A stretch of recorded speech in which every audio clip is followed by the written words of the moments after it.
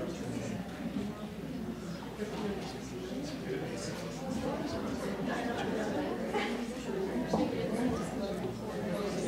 evening. Welcome to the New York Society Library. I'm Carol Malone, Chair of the Board of Trustees. Thank you for coming out on what I think must be the coldest night of the year to join us this evening to hear Michael Shnayerson. As we begin, a couple of points of business. If you would silence your cell phones and any devices, that would be helpful in having an uninterrupted presentation. And we're glad to have books for sale outside this room in the Peluso Family Exhibition Gallery. Our friends from the corner bookstore will be selling those after the lecture. A brief mention that everything we do here, from lectures to our children's activities to our performances, often in this room, to our book buying and maintaining our beautiful building, depends on the support of our donors. The subscriptions that you pay only cover about 23% of our operating expenses. So anything that you would like to, any form you would like to support the library, we would love you to join us in that effort, and you can speak to any of the staff members about that. When we moved to this building on East 79th Street in 1937, we didn't know that we were going to be next to what was to become Museum Mile. Although the Metropolitan Museum arrived at its first uptown home in 1880, the Guggenheim was downtown for many years, and it wasn't until 1953 that it actually moved to a townhouse in this neighborhood on East 72nd Street, before, of course, moving in 1959 to the Frank Lloyd Wright building. The Frick had just opened to the public in 1937. But the arts have always been important to the members of this library. And for example, in the 1870s, about 150 years ago, a member, John Cleve Green, left a generous bequest to the library for the purchase and repair of art books, which is why we still have an alcove upstairs in Stack 12 called the Green Alcove. And if you work here and don't know about it, I suggest you find out about it. It's a very large, spacious area with a wonderful chair and desk. And if you're first to arrive, you can use it for the rest of the day. And we're always honored when an author tells us that the library has helped them write their new book, which is why we're additionally delighted to have Michael Shnayerson here this evening. He is a longtime contributing editor to Vanity Fair, the author of 8 books on a range of nonfiction subjects, from My Song, the biography of entertainer Harry Belafonte, The Contender about Andrew Cuomo, to The Killer Within, a narrative-driven account of drug-resistant bacteria, and Cold River, about mountaintop coal removal. His latest book, Boon, Mad Money, Mega Dealers, and the Rise of Contemporary Art, has been called a sparkling, high-octane account by Stacy Schiff, another author who is a library member. Daniel Weiss, the president and CEO of the Metropolitan Museum, has said, Boom reflects better than anything I have read the characters, the motives, and the overall vibe of the contemporary art world. Of course, this neighborhood now is full of vibrant galleries, auction houses, and museums. So you're in a long tradition here. Please join me in welcoming Michael Shnayerson.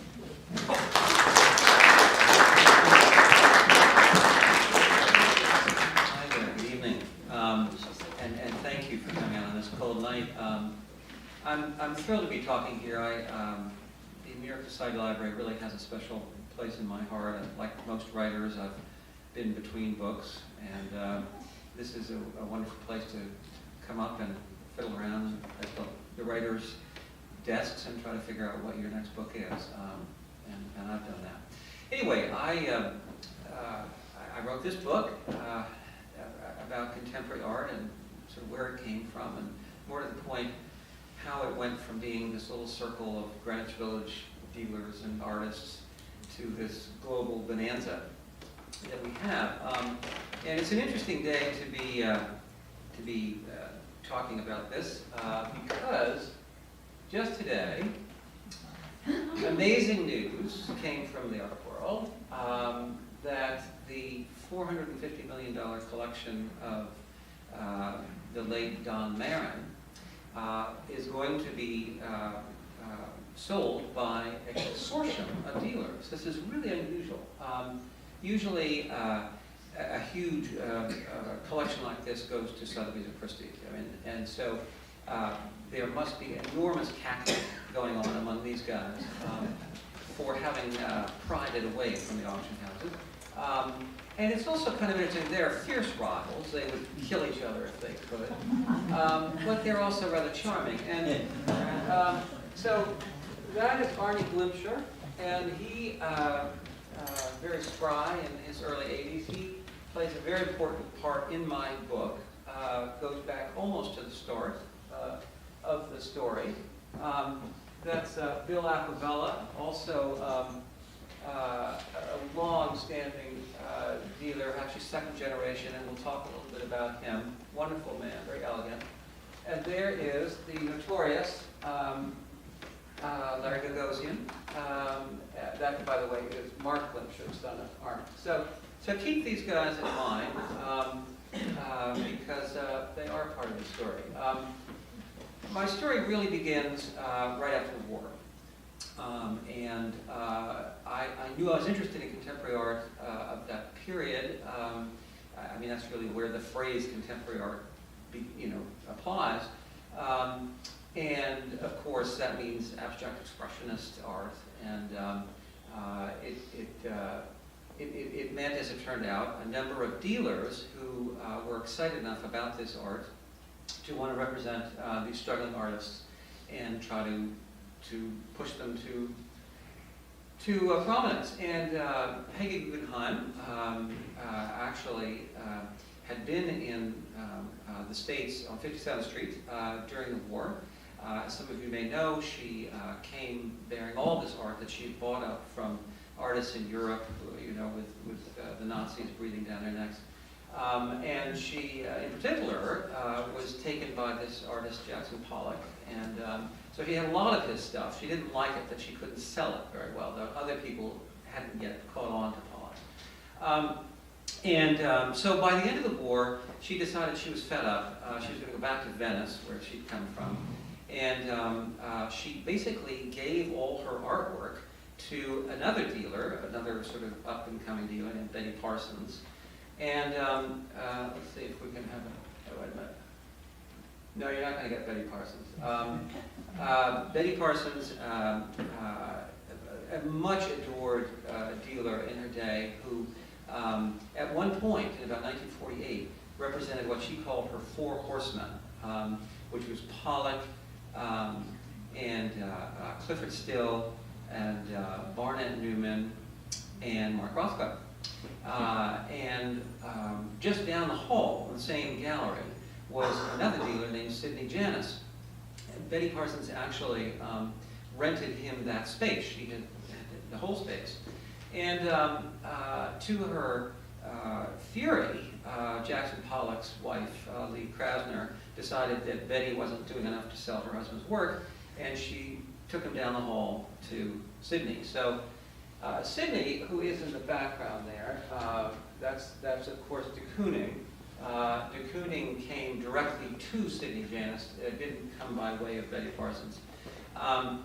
Everybody regarded Sidney Janice as sort of the smart financial guy of this world of entirely impecunious artists and dealers, because he had invented the two-pocket shirt.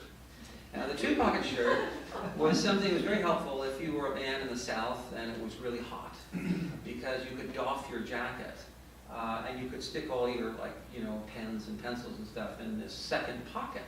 So he made a fortune, and with that, he stopped working in the garment district and became an art dealer, and was de Kooning's dealer. But these are only a prelude to the most significant dealer of the late 50s, 60s, and on, Leo Castelli, of course. Leo is great fun to learn about, write about. He was born in Trieste. His family was Jewish, so when the war threatened, he was fortunate enough to get out with his wife, Ileana, and to come with, indeed, his in-laws to New York. As it happened, Leo, a very graceful guy who spoke 5 languages, had the good sense to marry a very wealthy woman whose father was wealthy enough to just buy them all a townhouse at 4 East 77th when they came over to New York. And for some years, Leo didn't really have too much to do in a formal way with art. He was what you would call, in the best sense, a dilettante. He had time on his hands, lunch breaks, weekends. He would go down and he'd schmooze with the dealers and the artists. But he didn't think he could become a dealer himself. Except little by little, being encouraged by Sidney, Janice, and others, he decided, okay, he would. And all he needed to start a gallery was a couple of artists, because he had his father-in-law's townhouse to use as a gallery. So he found one in Robert Rauschenberg, whose sort of combines, as they were called, combining these various pieces and things, much of it found on the streets, had begun to interest people. And so he scooped up Rauschenberg and Jasper Johns, and that became his first great chapter. In fact, there was such excitement about Jasper Johns' first show at the nation's Leo Castelli Gallery that there was enormous competition for who would buy all the paintings. I mean, they were sold out very quickly, and one of the most rapacious buyers was Alfred Barr, the director of MoMA, and it got down to one more painting that looked kind of like this. Alfred Barr realized, however, that when he opened one of there were like little hinge doors, and when he opened one, there was a penis in it. I mean, not a real penis, mind you, a wooden constructed penis. And so he said to Jasper, would you mind if I do buy this painting for the museum, if we kept that door closed? And Jasper said, well, how often would it be closed? And Barr said, well, I think most of the time. And so, regretfully, Johns sold it back to Castell, I think it was, or maybe it was Philip Johnson. At any rate, that was that just happens to be one of my favorite pictures from this whole era. Irving Blum, very dapper guy, who became the first to sort of discover Andy Warhol for a West Coast audience. And he also, he sold a lot of Jasper Johns stuff. He was always trying to get Jasper Johns to sell him a famous bronze Savarin can, with paintbrushes coming out of it. And every year he would call Johns and ask if he was finally ready to sell Blum this beautiful bronze artwork. And Johns would say with great regret, no, I'm sorry, I don't think this year. And so finally Blum said, you're not ever going to sell me this piece, are you? And he said, no, but I like hearing your voice. Anyway, he was a matinee guy. He's still going strong, Irving Blum. I had lunch with him the other day. Now, this gets us to one of the people in the picture I showed you. This is Arie Gimper at about age 20. And he's a fascinating person from the start. He grew up in the Midwest on a ranch. His mother decided he needed an infusion of art, so she moved the whole family to Boston. He studied art. He actually, like a lot of dealers, he thought he would be an artist. This is something you find again and again with dealers. And they reach a point where they realize they aren't meant to be dealers, or they're just not quite as good. In the case of Arnie, he went to an art school in Boston where another student was Bryce Martin, who is, as most of you may know, one of the leading abstract painters of our time now, just turned 90.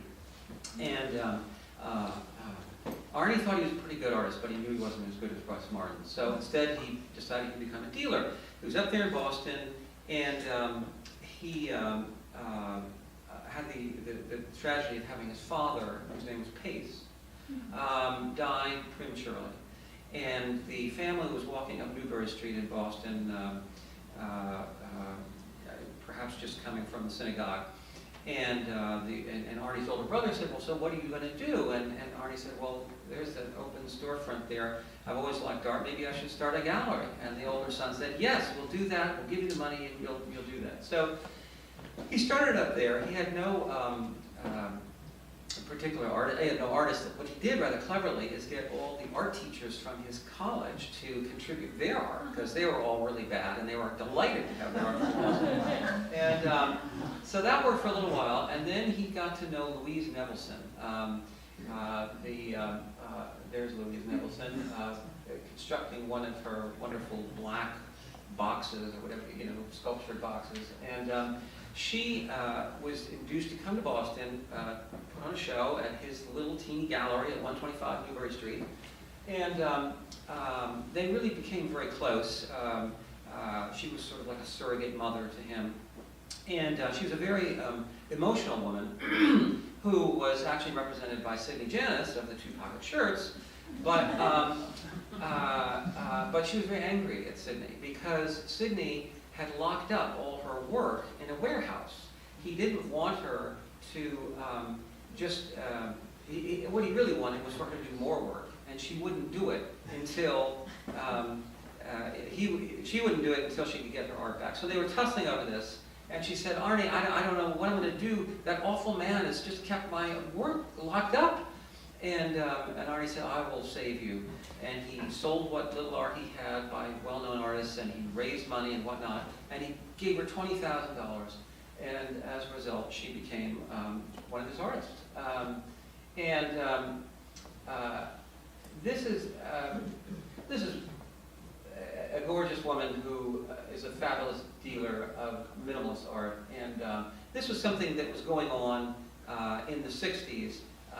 Even as Castell and then Arie were paving their way, and there are, well, no, we'll get to that. At any rate, Arie realized that he had to come down to New York. He was never going to get anywhere if he was a dealer in Boston. So he came down, and he rented a little gallery space at 57th Street with his wife, Millie, who is still his wife, like, I don't know, 60 years later. They had a wonderful marriage. Arie was very disconsolate. The more he looked at the art scene in New York, the more depressed he became, because he could see that Castell had gotten there first. He had signed up Roy Lichtenstein and James Rosenquist and Frank Stella and Warhol and a few others, Claes Oldenburg, and some, not all of them, but some kind of fit into a category you could call pop art, and it was immensely popular. So Arie was reduced to being a kind of, as he said later, I mean, he was exaggerating, but he felt that he had to kind of pick up the scraps, So the artists that he began to collect had nothing in common with each other, which made it interesting, but challenging. So, all right, these guys, Arie and Castell, became the dominant dealers of the 60s, I would say. I mean, others came along too, but I'm trying to keep this moving along. By the 70s, a couple of very contradictory things happened. One was that there was a famous auction held. The taxi magnate Robert Scull and his wife had this auction, which I'm sure many of you do know about, in which all the art sold by all those artists from the late 50s and 60s, Jasper Johns, Rauschenberg, Warhol, they did enormously well, and everybody realized, my God, contemporary art is very lucrative, and so that sort of changed the game. But at the same time, only a year or two later, the mid-'70s recession set in, and for several years, not much was going on in contemporary art. Something new was needed, and something new came along in the person of one Larry Gagosian, whose picture you saw earlier. And Larry is a fascinating guy because, unlike most dealers, he didn't come from money. He was a lower middle class kid from the Fresno area of California, which is to say from the Armenia area. He lived amid Armenians on every side, every possible relation. And he went to USC. He had no art in his life up to that point. He remembered his mother having one little thing on the wall, some watercolor. No one talked about art in his home. He didn't study art in college. And after college, he thought, well, I'll just get the kind of job you get out here in LA. I'll work for the William Morris mailroom. And so he did, and one of the people that he worked for was Mike Ovitz, the famous agent, whom Larry disliked, and so he quit the William Morris company, which is something very few people do. And he got a job in a record store. He got a job in a grocery store. He was basically through his 20s going nowhere. And so when he was about 30, he got another job as a parking garage manager. This was a step up. And he noticed every day when he was at the parking lot, a guy down the street parking his car, opening his trunk and taking out these posters and unfurling them and selling them for whoever went by. And maybe each poster only got about $10, but they only cost a few. So Larry thought, I could do that too. And he went to the very same poster company from which this other guy got his posters. And he started with, those sort of treacly posters with cats with big eyes, but then he moved up a little bit, sort of classic, reproductions. And before you knew it, he had a framing store in the area where he framed these things, which he realized could net him more money. And this was pretty much Larry Gagosian as he went to New York to figure out what this whole New York art scene was about. And he wasn't a dealer. He didn't have a gallery. He did have a connection. He had a connection who actually is an old friend of mine, a guy named Ralph Gibson, who's a photographer. Larry out in California at his frame shop had been thumbing through an arts magazine one day and seen photographs by this guy, Ralph Gibson. They're pretty cool, pretty sexy. And he called Ralph and said, could he represent Ralph at his new framing store, which he was kind of segueing into being a gallery. And Ralph said, well, yeah, but I've never heard of you, and I don't know of any shows you've done. You'll have to come to see me if, and let me get a sense of you before we go any further in this. So Larry came to New York. He was a very charming guy. Ralph Gibson, another very charming guy. And before Larry left, Ralph introduced him to his dealer, Leo Castelli. And you would have thought, anyone would have thought, seeing Larry up until this point, that this would not be a strong, fast friendship. Because Leo was a very urbane, elegant guy. He spoke 5 languages. And Larry was clearly a hustler. He was a tough, aggressive guy. Leo loved him. He actually wished that he had been more like Larry. And Larry, of course, wished he'd been more like Leo. So they actually, they became fast friends. They didn't become dealers of the same kind, if you will. There's primary art and there's secondary art. And Leo almost exclusively sold the primary art of his artists. I mean, he signed up these artists One of the things, by the way, he did, which is very important in terms of understanding dealers and how they work and how this whole business has changed, is that he would give artists who needed money a stipend every month or so. And it's actually what enabled many of them to live until they earned enough that they could, from their work, that they could do without the stipend. I remember Frank Castell told me that he was on his stipend until 1969, which is to say he never made a profit until then. Anyway, there was that, and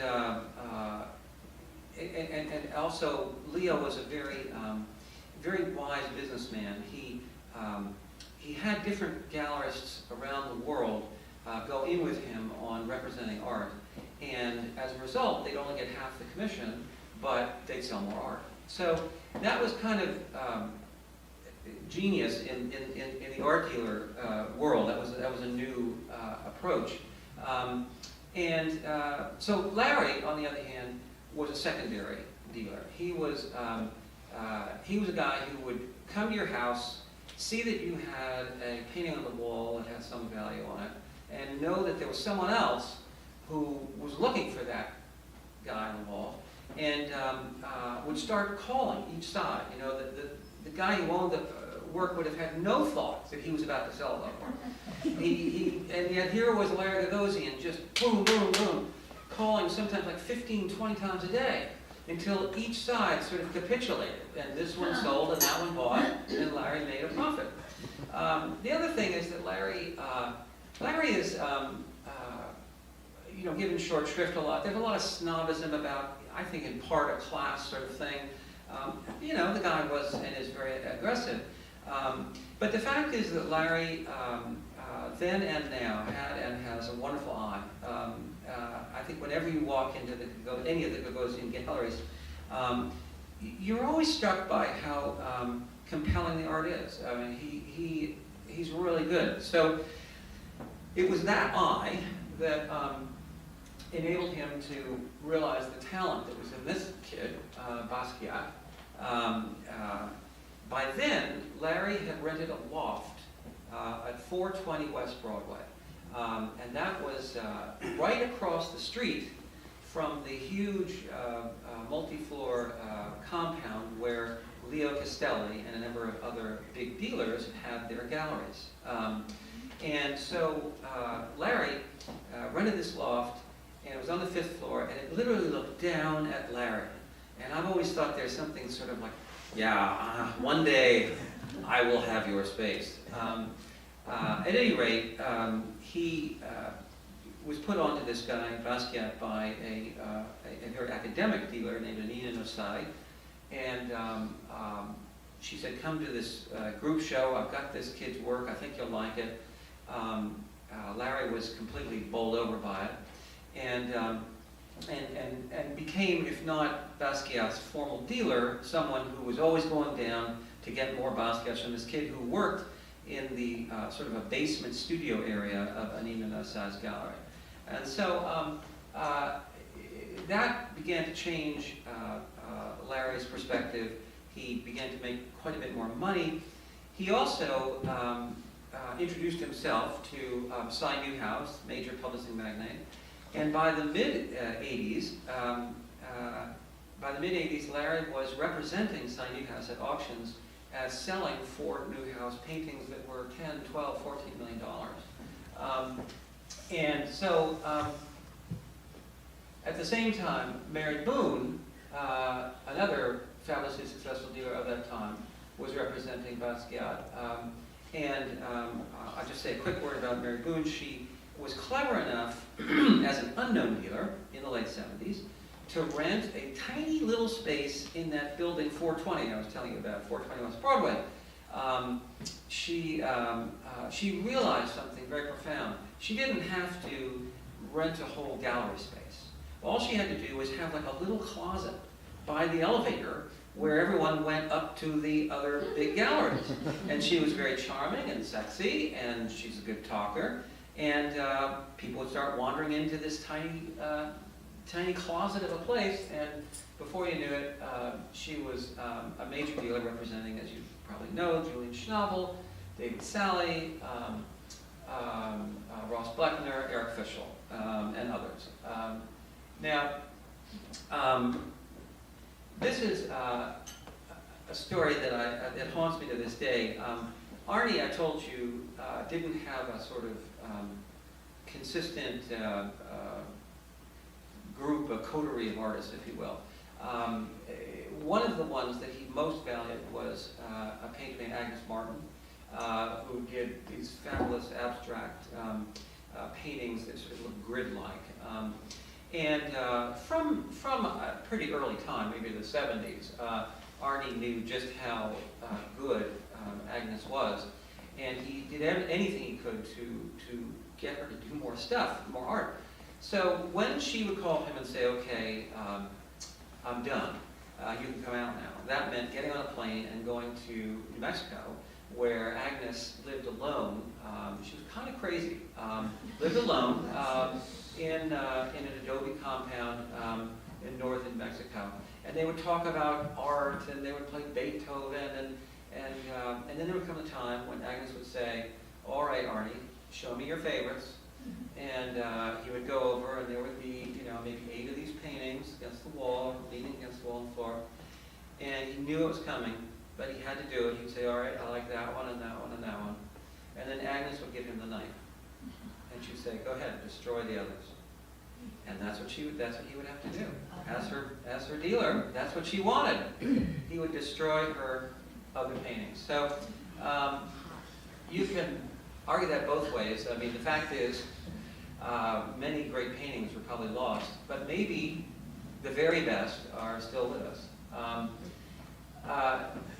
That is Larry, that's David Geffen, and that's, of course, Leo Castelli on David Geffen's boat.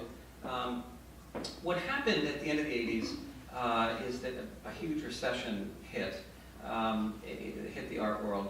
And Larry has often said that David Geffen was almost the only thing that kept him from destitution, because whenever David Geffen came into Larry's gallery, Larry knew he'd be able to pay the rent that month.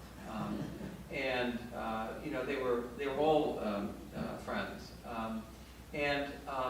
So the 90s, and I'm going to get up to that, and then I'm going to make some points about what's actually happened in this market.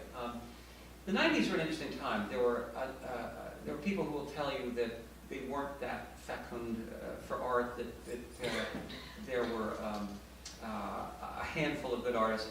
I don't think so. I think a lot of interesting things are going on. Certainly a lot of interesting things are going on among the dealers, because not only did these two guys survive the recession, but others came along.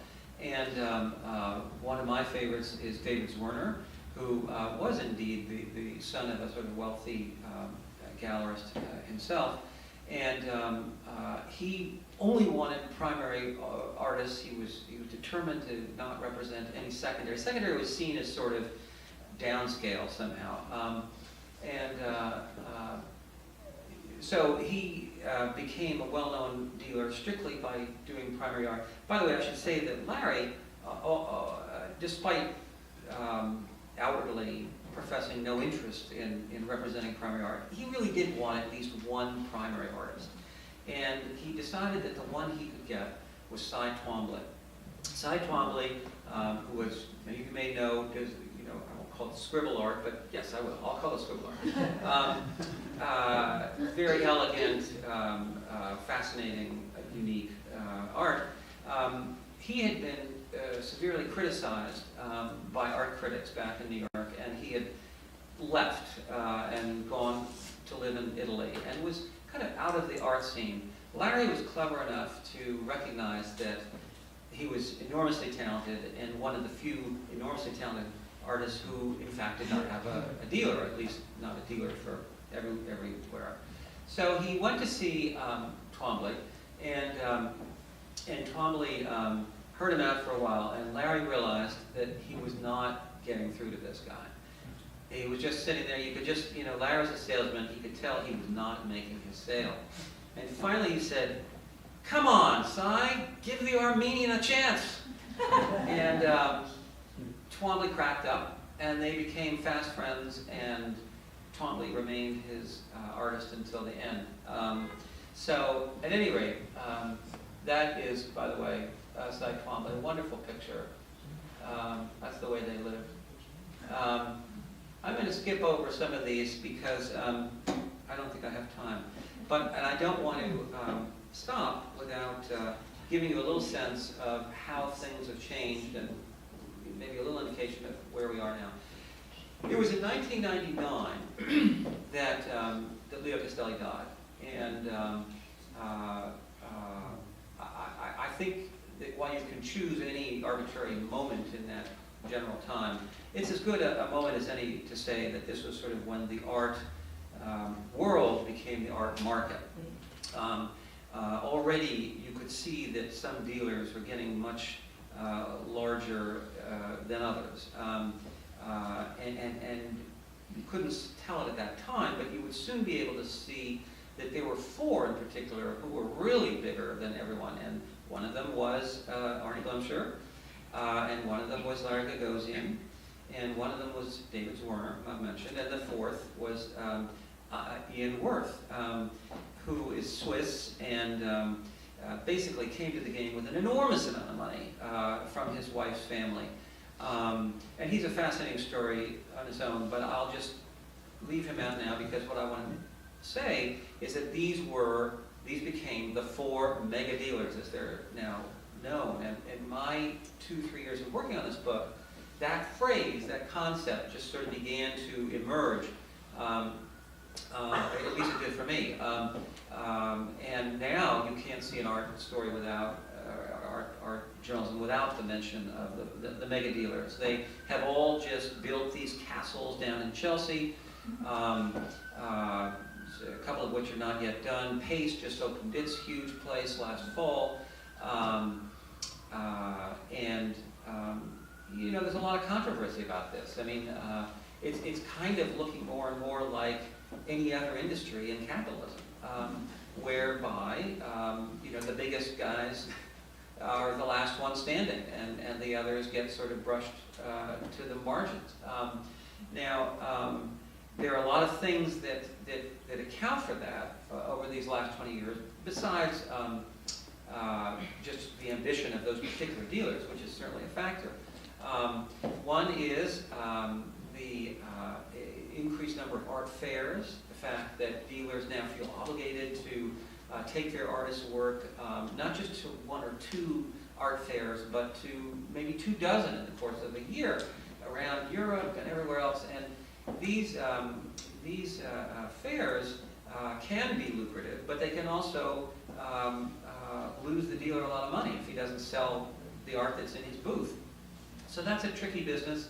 Another is the extent to which auction houses have become involved. There was a time when auction houses just represented the art of dead artists. You know, that they didn't represent living artists. They certainly didn't represent young, hot living artists. And yet, as the art market began to you know, to propel itself in the early 00s, the auction houses became very aggressive, and they, you know, they could, in some ways, do exactly what the dealers are doing. I mean, we all think of auctions as, you know, the hammer on the gavel and auctions happening right there. But auction houses also do private sales, and they could threaten and did threaten the dealers in that regard. There's another factor which can't be denied, and that is the incredible proliferation of billionaires. You know, we've heard a lot about billionaires in the last 24 hours in politics, but you know, billionaires in the art world have changed everything. There were about 200 of them in 1987. Now there are about 2,000 of them. You know, once they bought their house and their yacht and their plane, you know, what's left but art? And truly, they have embraced art buying to an extent which changes everything. And one of the things that it changes most dramatically is the is the challenge it presents for small and emerging galleries. We talked about the mega dealers. Okay, great, but the small and emerging galleries have always been essential to this whole process of cultivating new artists and giving them a chance to grow, and giving the gallery, the small gallery, a chance to grow with them. There's some very dramatic stories that I came across in the book about how a big dealer, one of these megas, can become aware of an artist who's starting to stir a lot of talk, just come in and swoop them up. And everybody's happy, except of course the small gallery that has lost its new star artist. So that too is problematic. I got interested as a sort of corollary of this, private museums. Fascinating aspect to it. Too much to go into here, but it has a huge effect on the art market, because if you're a billionaire and you've decided to build your own museum like Glenstone, let's say in Potomac, Maryland, outside of Washington D.C., you have enormous power in the art world. You can say, I've got 12 of these works by this artist, and I think you should give him a show, and I'll underwrite the show. And so the process, the business that gets done between private museums and public museums, between galleries and museums, is all a bit murky. If you get a dealer after a couple glasses of wine, he'll admit, yes, it's true. We have to give museums that money, or they're not going to be able to afford the show that we want them to give our artists. And so that's part of the business. That's part of what's made things complicated. I'm going to just end with a story that is one of my favorites from the book, and it gives you a little sense of where things are at. One of my favorite dealers is a guy named Geffen Brown. He's English. He's a very ornery guy, but I don't care, because he's really good copy. So when I finally interviewed him, I knew that what I was going to ask him about. I was going to ask him about the hole. Well, the hole is something that was created one day while Geffen Brown was out for lunch. He has a friend, an artist, whose name is Urs Fischer. Is it Urs Fischer? Urs Fischer. And this guy had come into Geffen's gallery when Geffen was gone with a team of jackhammers, and just blasted away and created this huge deep hole in the middle of the gallery floor. Geffen came back. Someone else might have been a little upset. Geffen totally understood. He was fascinated. And so they were very happy about this. And then they sold the hole. They sold the hole to a guy named Peter Brandt, who is a major collector up in Connecticut. And I said, but Geffen, how did you get the hole from your gallery up to Connecticut? And he said, oh, we didn't. No, Peter just dug another hole out in Connecticut. I said, really? Doesn't that sound a little crazy? And he said, it does. It is a little crazy. But you have to be a little crazy to be in this business. Peter's a little crazy, Urs Fischer's a little crazy, and I'm a little crazy too. And you either stay on that train or you just get off. Anyway, thank you. I'm going to stop here. I wish I had time for more. Many things that I put down which I was going to share with you, but I think you all need to Would you take a have dinner. Yes, of course. I would be delighted to. Let me just see what I want to. Oh, that's Ironworth, the fourth of the mega dealers. It goes in with a guy named Joe Greilet that he poached from the Canada gallery, a little gallery.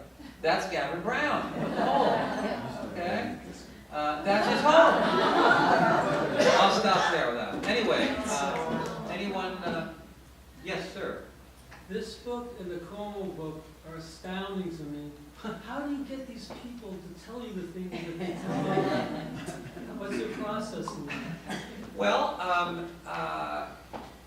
with the art book, which I guess is more, well, let me focus on the art book. I knew that the people I most wanted to talk to would not talk to me initially. That is, the four mega dealers. They're very self-important. You know, Larry Gagosian's not going to talk to me. I was not established as an arts writer. He wouldn't have talked to me even if I was.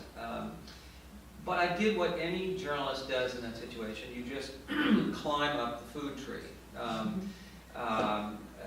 or the food chain, I should say. I had a couple friends in Sag Harbor who are artists. Eric Fishel is one, and his wife April Gornick, and they're very sweet people. And Eric knows the whole art scene. And I invited him over for dinner, and just said, I want to try to do this book. I don't really know what I'm doing. I'm just interested in this whole craziness with the prices, the market, and how it all happened. Who should I talk to? And he said, well, talk to my my dealer in London, Victoria Moreau. She'll talk to you. So my wife and I went over to London. We walked into this gallery, and it was an amazing gallery. It had this sort of pond in the back, and the pond was filled with these big silver balls. And we, like idiots, said to Victoria, that's really great. Who did that? And she said, oh, it's this Japanese painter who's having quite a revival. His name is Yayoi Kusama. And oh, okay. We walked up the stairs. There was another painting by the same artist, you know. Yes, that was also Kusama. Well, let me just tell you how stupid that is, okay? She's the best known artist in the world. The idea that I was setting out on a book and I didn't know Kusama is so ridiculous. And she couldn't have been, I mean, Victoria was very nice about it. She put me in touch with Gavin Brown. Anyway, what began to happen was a chain of one and another. And what you do is you write a letter to the next one and you say, oh, I'm doing this book, and I've interviewed so far, and I'd like to interview you too. And you know, everybody wants to be in the cool group, right? So once you've interviewed some people who are pretty well known, you've been lucky, I got lucky with Eric, you know, then the others all want to be part of it. And believe it or not, that's how I got right up to Larry Gagosian. I had interviewed the other three mega dealers, and I got in touch with him. I said, you know, this book is going to go to print. Their voices will all be in it. I'd like you to be part of it too. And he said, well, come in and we'll talk about it. So he came into his office right down the street here. We talked for a while. At one point he said, you're not recording this, are you? I said, no, I'm just listening to you, you know. And at the end he gave me kind of cocked an eye and said, you don't actually need me to do this, do you? And I said, you're right, I don't. There are actually a lot of articles about you from like 30 years ago, which are actually very interesting. And there's a lot of stuff in there. I could do it without you. He said, in that case, I'll talk. So anyway. Yes, I mean, I would say that Larry is, if not the overarching reason that I did this book, he certainly is prominent from the beginning in my mind, because he's a fascinating guy. I forgot to mention, I'm sure you all know, that he's gone from one gallery to 2 to 16 galleries around the world. He is uniquely at the top of the pyramid. And I gave some sort of sneaky, serious thought to doing just an out-and-out biography of Gagosian. I think it would have been really hard, because I think if I'd approached him that way, like, hey, I'm doing a biography of you, whether you like it or not, he would have shut every door he could. And there are a lot of people who would have shut their doors if he told them to. And I just thought, why have all that sort of pressure and anxiety? Why just not go in a totally different way and say, I'm an historian, essentially. I'm doing a history of how the contemporary art market evolved, your field. I just want to know how it happened. And with that, virtually everybody talked. They loved talking about that. Anybody else? Yes? You mentioned the number of billionaires. Yeah. 287 now, 2,000. Right. And is this U.S. or just U.S.? No, I think that's global, actually. Okay. Well, there's also Rise of Millionaires, obviously. Right. And these people would like to decrease the risk of their portfolios, and their financial advisors tell them to buy art for 5% of their portfolios or whatever. So this surely has contributed to the increase in interest in contemporary. Well, it has. I mean, we didn't get to this, but, you know, the whole thing of art advisors or, you know, financial consultants. Actually, Don Marin, the recently deceased collector whose work is now going to be sold, he took a very financial, sort of pragmatic view of this. I mean, he loved the art he collected, but he, you know, he really set out to learn all he could so that he was making smart buys and making profit. And he did it by and large very well. He was a great collector. He, you know, given hundreds of works to the MoMA. But you know, most people aren't that lucky. And you know, for ordinary people like us to decide we're going to be art collectors, you really have to kind of be in it for just the sheer pleasure of it and not expect to make anything back. It reminds me of a quote from Jerry Saltz, who's a wonderful art critic for New York Magazine, and he said, you know, the fact is, most contemporary art is crap. He said only about 15% is any good, is going to last. And, you know, he said, if only we knew which 15% it was, we could make a fortune.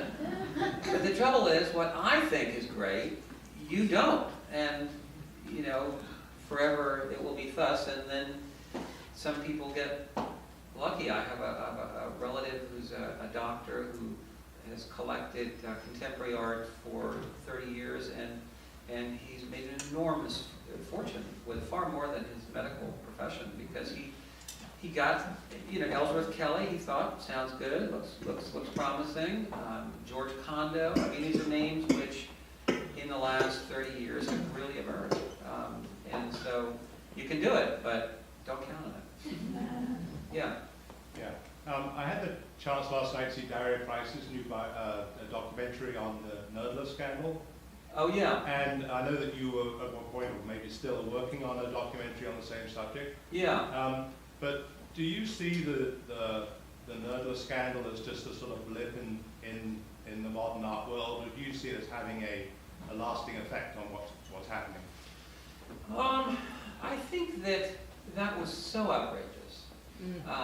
There are various reasons why I would say that's a blip. Now, of course, there's our Perhaps you should forgery. just make sure everyone knows what that is. Yes, let me, well, one of the things that makes that very unlikely to happen again is the forger himself, the Chinese guy, who was able to do, you know, paintings that really passed for Rothkos and Pollocks and de Koonings, so much so that you know, she could display them at art fairs, like at the you know, armory down here. There'd be a little sort of whispering like, gee, what's the provenance on that one? But they looked very good. It's very hard to find someone. I think it'd be fascinating to find this guy. You know, it's a pity he left the country again. He should come back and just do this for sport and just acknowledge that he's doing fakes, but they were really, really good. So anyway, that was difficult. I think the idea that these 40 or 50 or more paintings by all those masters of the post-war period could all have no provenance was insane.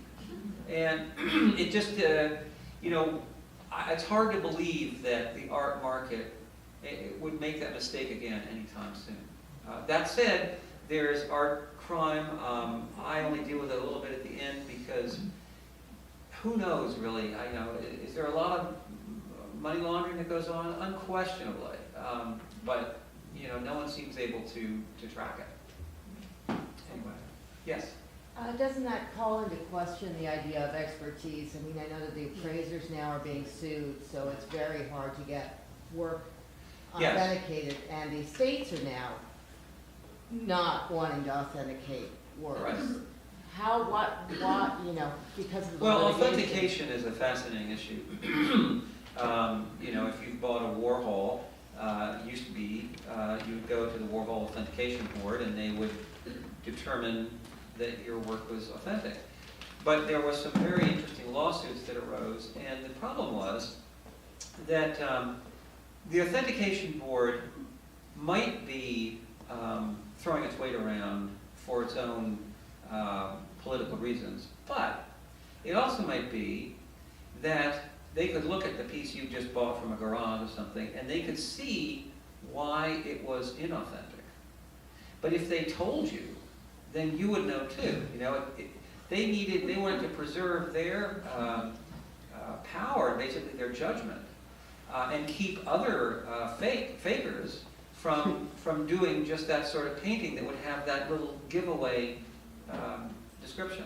So anyway, so that's one aspect, and the other aspect is that if you buy a Warhol and it's been authenticated, but then the Authentication Board changes its mind because some other works have come in, you might go to court and say, hey, I pay a lot of money for this. And so the Authentication Boards found themselves mired in lawsuits. Keith Haring, anyway, others. It is very difficult now to find a board that will authenticate. I think that the dealers kind of have taken that role, but how much legal liability they accept, I don't know. Yes? How do women dealers fare in this period of art history? Oh, thank you for bringing that up. They fare really well, and women in contemporary art is a long and happy story. Starting with Paula Cooper, that very attractive woman who was and is still sort of the doyen of minimalist art. She had the first gallery in Soho in 1968. She just celebrated her 50th birthday, I think it was, not birthday, 50th year in business. And then Ileana Sonnabend, who was Leo Castelli's wife, and many would say had a better eye than he. She was very active as a dealer after they got divorced for years. I can think of others, but one I'll just tell because it's sort of an interesting story. Lisa Spellman is a wonderful dealer who, really by accident, moved to Chelsea, as other dealers were doing in the 90s, and bought a taxi garage, one of those little one-story taxi garages down there by the river. And some big developer came along and wanted to build a big building that would take up the entire corner. And so he basically bought her taxi garage out for tens of millions of dollars. And not only that, but he constructed one corner of his huge edifice to be a gallery for her. So, she's just a happy woman. And anyway, there are a lot of other really interesting women dealers. Marion Boski is one. Another time we'll talk about that. Yes? Well, you kind of alluded to some of this before, but I'm just curious on your thoughts of, like the contemporary art market and world in, let's say, the next generation, given, and some people have mentioned these things, the forgery and the lack of authentication.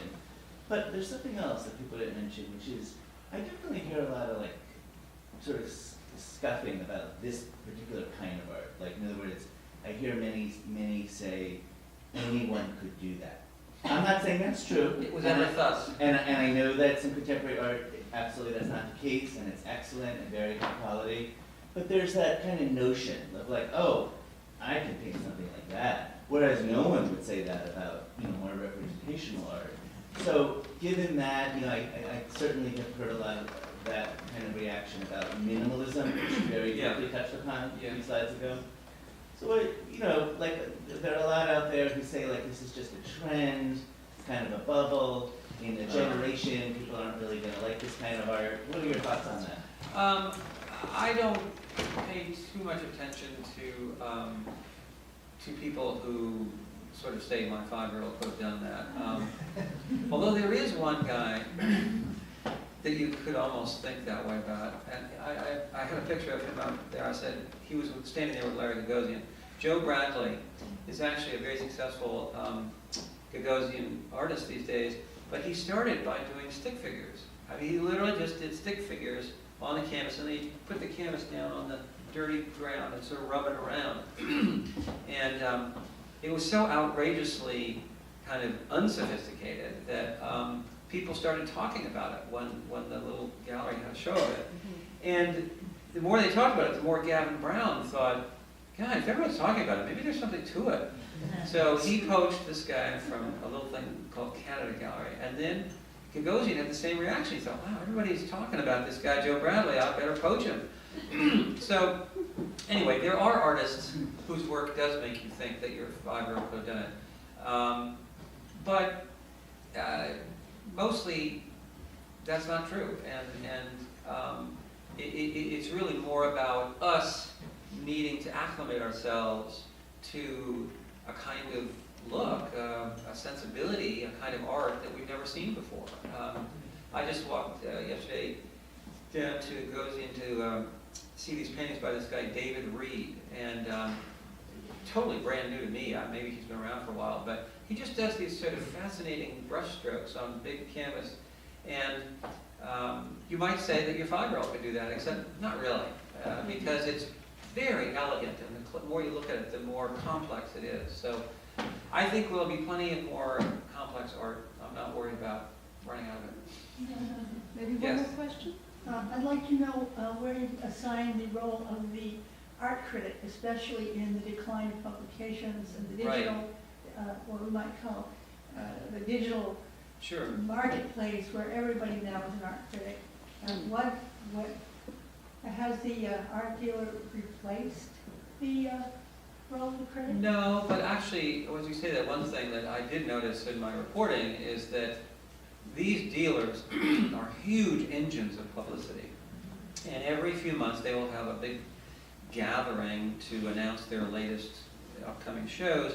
And notice that they hire all these art writers to write the copy and the essays or whatever. And You mean the catalog essay? yeah, the catalog essay or whatever might accompany the gathering, the press gathering. But you have press agents and you have critics. They're different. right, yes. Well, it's really the critics. I mean, the critics are being hired to do these essays, and really, it seems to me, having their own independence somewhat shanghaied. Anyway, but another answer to your question is that indeed there are far fewer critics. That's because nobody will pay them. Yeah, except the galleries. That's the funny thing. Yeah, Instagram is a factor. I mentioned Jerry Saltz. He's a terrific old world art critic, and he's always writing fascinating, provocative reviews. But there aren't many. I mean, remember Clement Greenberg and how important his criticism was. It could change the entire art world overnight. We don't have that. Anyway. Thank you. Will you sign books? Sure.